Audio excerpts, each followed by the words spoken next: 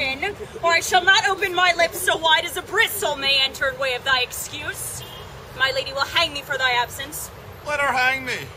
He that is well hanged in this world need fear no colors. Yet you will be hanged for being so long absent, or to be turned away. Is not that as good as a hanging to you? Many a good hanging prevents a bad marriage. And as for turning away, let summer bear it out. Peace, you rogue, no more of that. Here comes my lady. Make your excuse wisely, you were best. Wit, and be thy will, put me into good fooling. Those wits that think they do have thee, do most oft prove fools. And I, that am sure I lack thee, may pass for a wise man. For what says Quinopolis?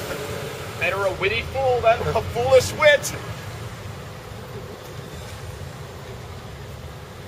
Oh, God bless thee, lady. Take the fool away. Do you not hear, fellows? Take away the lady. Go too, you're a dry fool. I'll know more of you. Besides, you grow dishonest. Two faults, Madonna.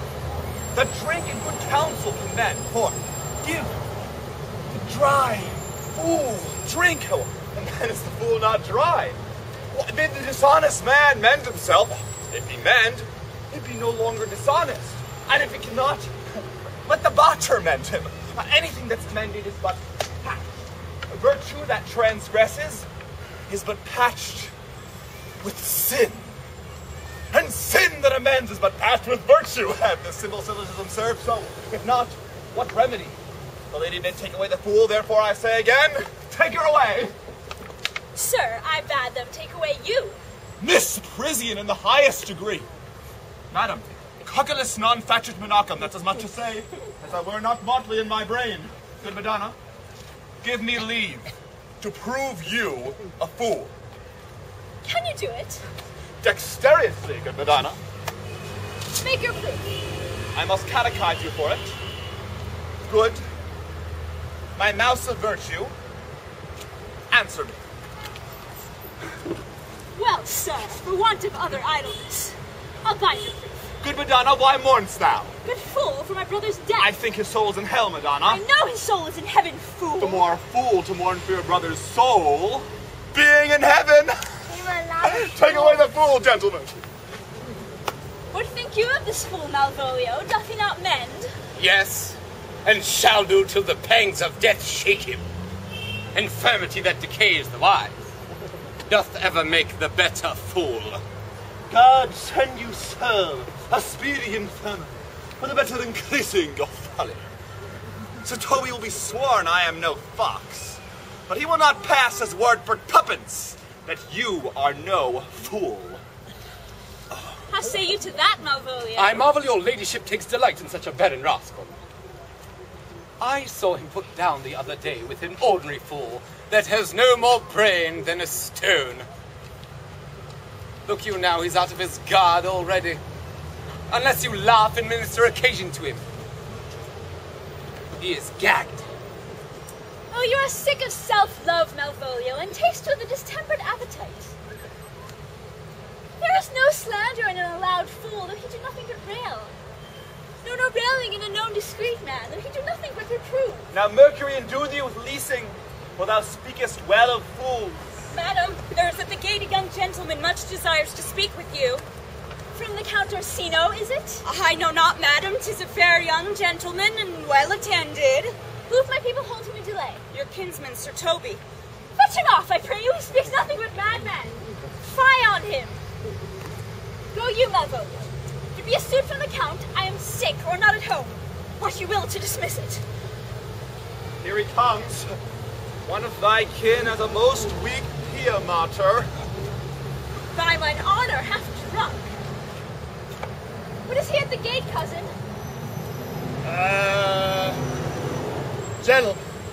Gentleman. What gentleman? Here's a gentle man there.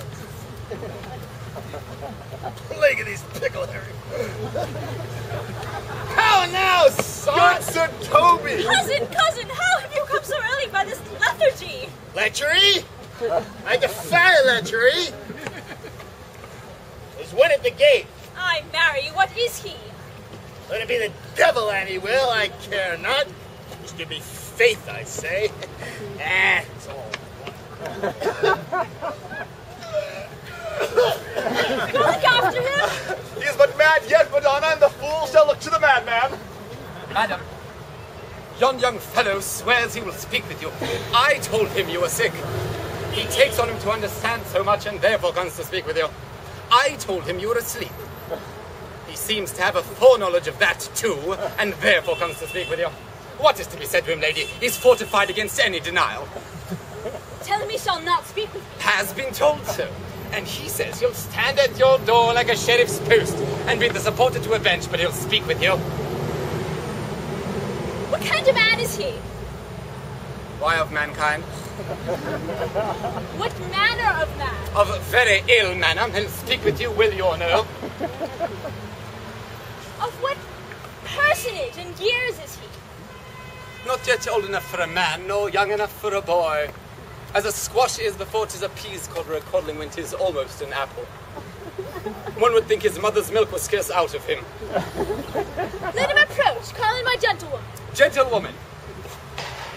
My lady call.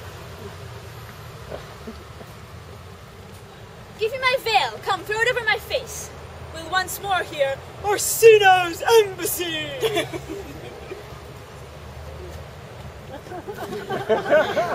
The honorable lady of the house, which is she? Speak to me, I shall answer for her. Your will? Most radiant, exquisite, and unmatchable beauty.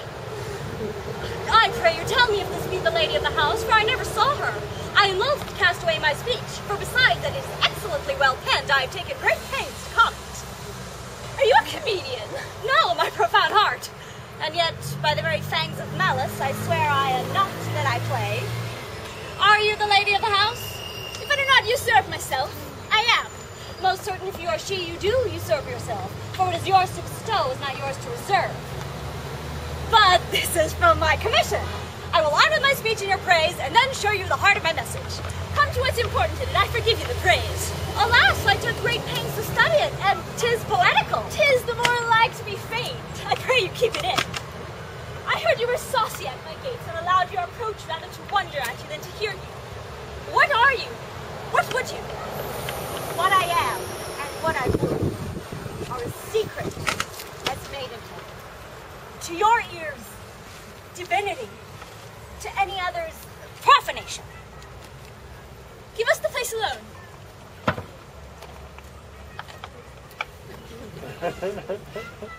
Now, sir, what is your text? Most sweet lady! Comfortable doctrine, and much may be said of it. Where lies your text? In Orsino's bosom. In his bosom. In what chapter of his bosom? To answer by the method and the first of his heart. Oh, I have read it. It is heresy. Have you no more to say? Good madam, let me see your face. Have you any commission from your lord to negotiate with my face? You are now out of your text.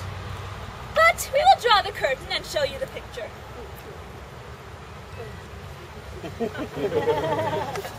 Is it not well done? Excellently done, if God did all. Lady, you are the cruelest she alive if you would lead these graces to the grave and leave the world no copy. Oh, sir, I will not be so hard-hearted. I will give out divers schedules of my beauty. It shall be inventoried, and every particle and utensil labeled to my will. As item 2 lips, indifferent red. Item 2 gray eyes, with lids to them. Item 1 neck, 1 chin, and so forth. Were you sent hither to praise me? I see what you are. You are too proud. Yet if you were the devil, you are fair. My lord and master loves you. How does he love me? With adorations, with fertile tears, with groans that thunder love, with sighs of fire. Your lord does know my mind. I cannot love him. And yet I suppose him virtuous, know him noble, of great estate, of fresh and stainless youth. Gracious person, but yet I cannot love him. He might have took his answer long ago. If I did love you in my master's flame, with such a suffering, such a deadly life, in your denial I would find no sense. I would not understand. Why? What would you? Make me a willow cabin at your gate, and call upon my soul within the house. Write loyal cantons of contented love, and sing them loud, even in the dead of night. Hallow your name to the reverberate hills, and let the babbling gossip of the air cry out, Olivia! Oh, you should not rest between the elements of air and earth, but you should pity me. You might do much. What is your parentage? But my fortunes, yet my state as well. I am a gentleman. Get you to your lord. I cannot love him. Let him send no more. Unless, perchance, you come to me again to tell me how he takes it. Fare you well. I thank you for your pains. Spend this for me. I am no feed post, lady. Keep your purse. My master, not myself, lacks recompense. Farewell, fair cruelty.